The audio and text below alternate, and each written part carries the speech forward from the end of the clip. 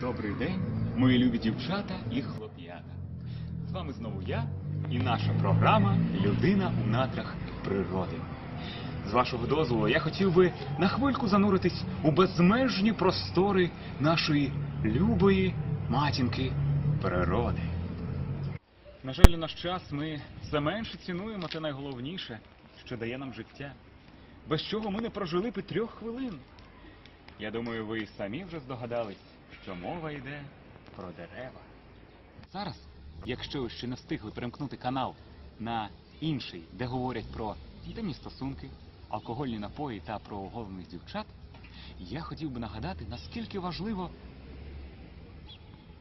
Але, напевно, ви вже перемкнули канал. Тож повернімось до дерев.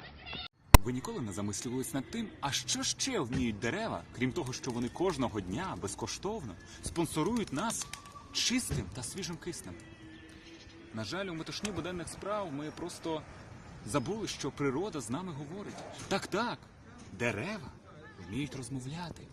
Ми просто перестали їх чути. Підійдіть ближче. Ближче. Чуєте? Чуєте? Що?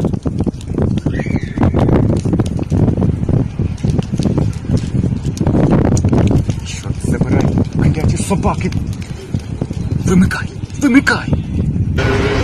На жаль, у даній ситуації у мене серце кров'ю обливається, але ми не можемо продовжувати запис даної програми. Сподіваюсь на ваше розуміння. А от уже наступного тижня вийде нова програма, у якій ми поговоримо про те, як треба любити і цінувати братів наших менших. З вами був, як завжди, ваш я. І не тільки.